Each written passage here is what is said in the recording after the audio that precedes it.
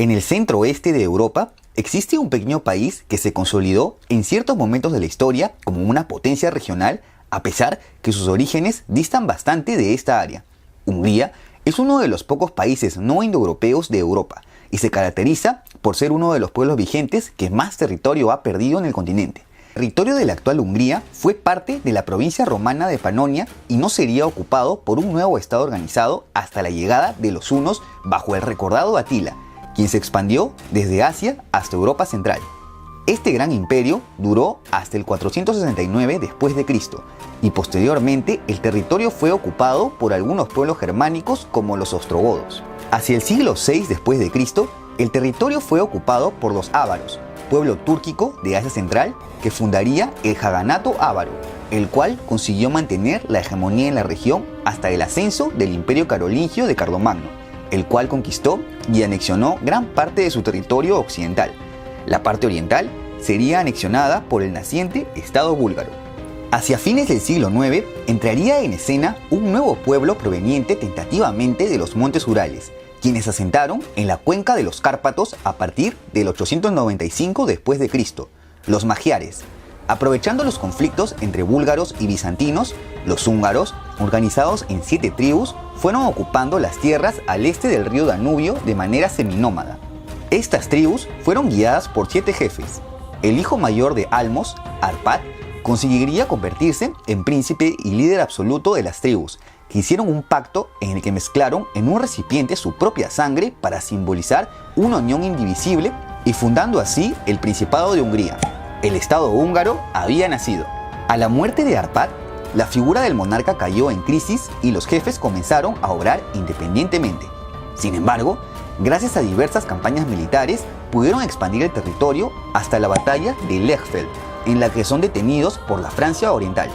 A pesar de esto, el sentimiento de identidad húngaro se pudo consolidar con la llegada al poder de Vah, tataranieto de Arpad.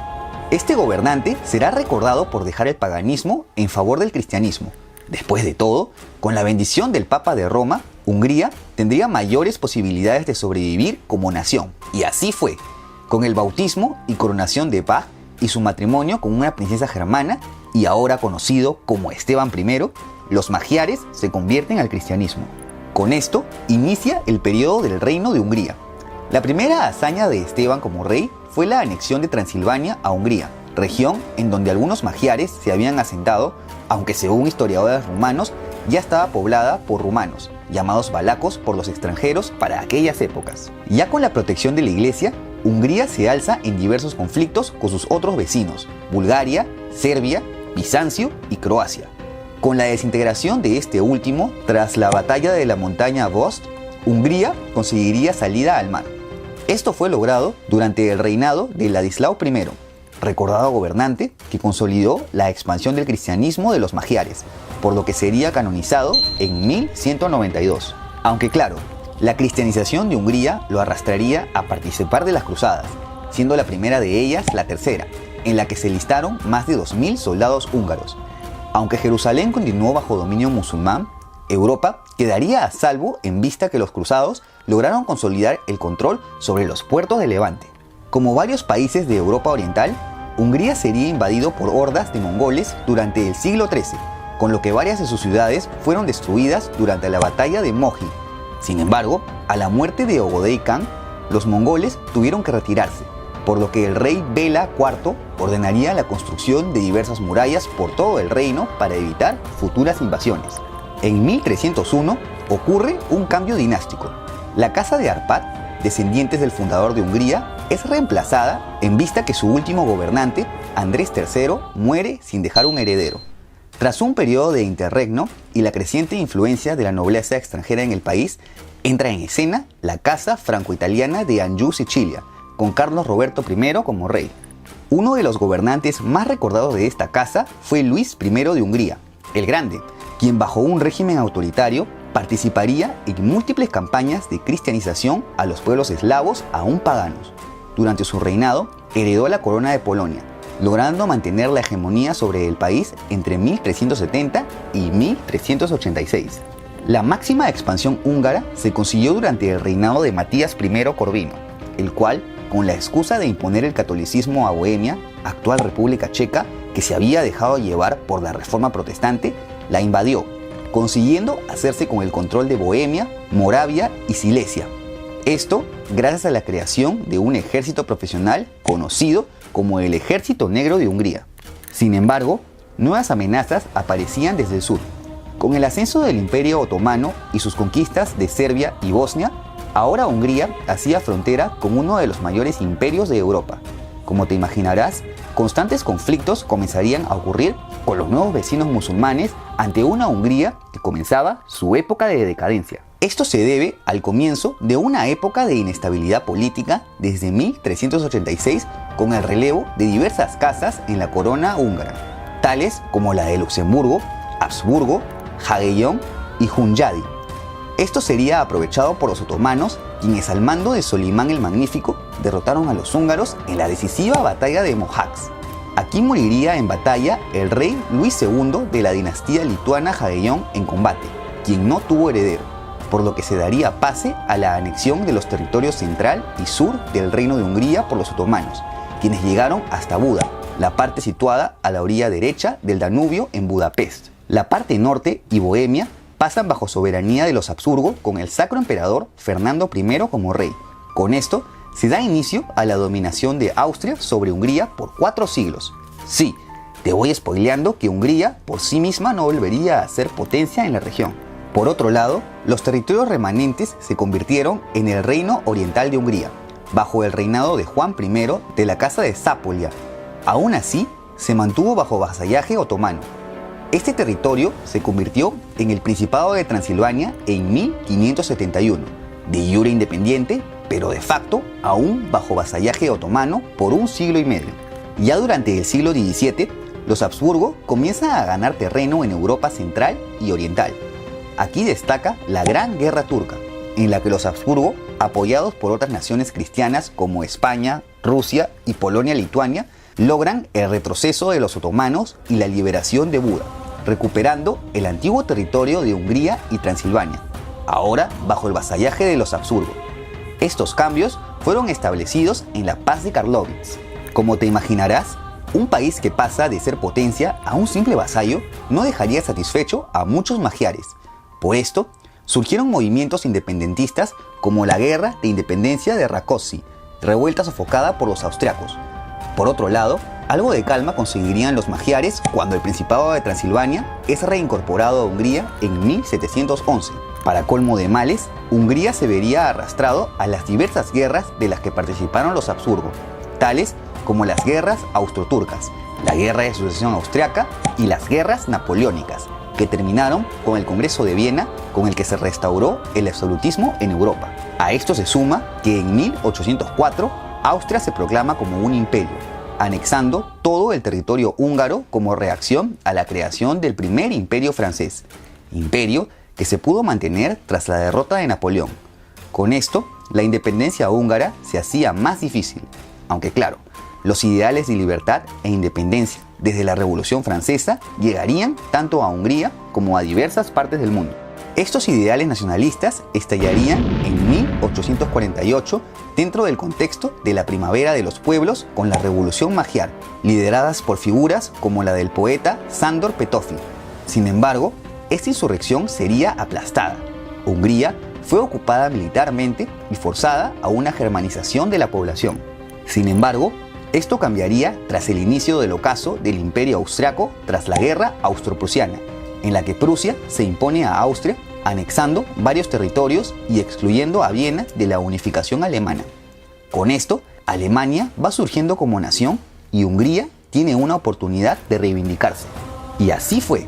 Ante la amenaza de una nueva sublevación húngara, la segunda etnia más numerosa del imperio, los austriacos ceden ante las protestas de los húngaros a equiparar el poder entre ambos estados, con lo que se firma un compromiso dual con el que nace el Imperio Austrohúngaro. La dinámica de este nuevo estado fue que el emperador de Austria, Francisco José I, sería a su vez rey de Hungría, el cual velaría por la defensa nacional y las relaciones exteriores, aunque cada estado tenía sus propios parlamentos, gobiernos y tribunales. Los dos estados separados fueron conocidos como la Cisleitania y Transleitania. Este último correspondía al territorio con hegemonía húngara y que incluía minorías étnicas como croatas, serbios, eslovacos, ucranianos y sobre todo rumanos en Transilvania, a los que se intentó imponer la cultura e idioma húngaro. Sí, un estado multiétnico en una época donde los aires de nacionalismo estaban a la orden del día. Algo que no suena nada bien. Con las tensiones por toda Europa, tanto por las alianzas firmadas entre las potencias, así como por la anexión de Bosnia y Herzegovina por parte de Francisco José I, la Primera Guerra Mundial estalla tras el asesinato del archiduque Francisco Fernando. Con esto, Hungría es arrastrada nuevamente por Austria a una guerra. Tras la derrota austrohúngara en esta guerra y el consecuente desmembramiento del imperio, Hungría declara su independencia, aunque se ve forzado a firmar el Tratado de Trianón, en el que pierde más del 70% de su territorio. Eslovaquia y Rutenia pasarían a la naciente Checoslovaquia, Croacia y Voivodina a la también naciente Yugoslavia y Transilvania a Rumanía. Definitivamente la parte más dolorosa en vista que 1.5 millones de húngaros vivían ahí. La desmembrada Hungría se convierte en una efímera república que se vio influenciada por un movimiento en boga, el socialismo, convirtiéndose en la también breve República Soviética Húngara en 1919. Esta república enfrentaría guerras con Checoslovaquia y con Rumanía, tras la que no pudo recuperar Transilvania. Esta última también significó el colapso de la República Soviética y la restauración del Reino de Hungría en 1920. Este reino nunca tuvo un rey fijo, más bien un regente, el almirante Miklos Horthy, para evitar que aspirantes de la corona austriaca vuelvan a influir en Hungría. Horthy estaría al mando de un régimen conservador, anticomunista y con una obsesión de la clase política por las pérdidas territoriales que dejaban fuera del país a más de 3 millones de húngaros. Este sentimiento de revanchismo conllevó a que Hungría se aliase con Hitler durante la Segunda Guerra Mundial, en la que en un principio Hungría pudo recuperar efímeramente los territorios de Checoslovaquia, Yugoslavia y Rumanía. A pesar de la colaboración de Horthy, Hitler quiso asegurar la lealtad húngara y forzó su abdicación a favor del líder pro-nazi Ferenc Szálasi, fundando el gobierno de la Unidad Nacional en 1944 como un estado satélite de la Alemania nazi. Sin embargo, con la remontada soviética en el frente oriental, se da el sitio de Budapest, en la que Hungría es conquistada por las fuerzas soviéticas, forzándolos a cambiarse de bando poco tiempo antes de concluir la guerra. Tras la caída de Hitler, Hungría permaneció ocupada por los soviéticos. Hungría, ahora convertida en una segunda república, se convirtió en un estado satélite de la Unión Soviética, quien forzó al gobierno en transformarse en una república socialista, hecho concretado tras la fundación de la República Popular de Hungría en 1949, al este del Telón de Acero y como miembro del Pacto de Varsovia. Como te imaginarás, existiría mucho recelo ante el nuevo sistema impuesto, lo que llevó a la disidencia a levantarse en la Revolución de 1956, en la que fue aplastada y que significó la ejecución de más de 2.000 disidentes, incluyendo a los líderes políticos y militares de esta insurrección. Con esto, el control soviético sobre el este del Telón de Acero se ve fortalecido y arrastró a Hungría a participar de la invasión de Checoslovaquia durante la Primavera de Praga, tras la que se vieron forzados a revertir las reformas liberales aprobadas. Sí, nadie se mete con los intereses de la Unión Soviética. Sin embargo, como todo gran imperio que cae, la Unión Soviética comienza su decadencia durante la década de los 80, en la que resurge un movimiento en Hungría para escapar del Pacto de Varsovia. Asimismo, se comienza una discreta transición al multipartidismo y a una economía de mercado que incluyó la apertura de fronteras hacia Austria. Tras la Revolución del 89 y la caída de la Unión Soviética, finalmente Hungría consigue desligarse de la influencia socialista, lo que le permitió un acercamiento al resto de las naciones europeas, llegando a unirse a bloques internacionales como el Grupo Visegrad en 1993 y a la Unión Europea en el 2004. En estas últimas décadas destaca el gobierno de Viktor Orbán, quien ocupó el cargo de primer ministro entre el 98 y 2002 y ha vuelto al poder en el que se mantiene desde el 2010. Ante la crisis de refugiados que se vive hoy en Europa, Orbán ha dejado mostrar su postura conservadora, nacionalista y euroescéptica que lo ha llevado a estar desalineados con varias de las políticas de Bruselas.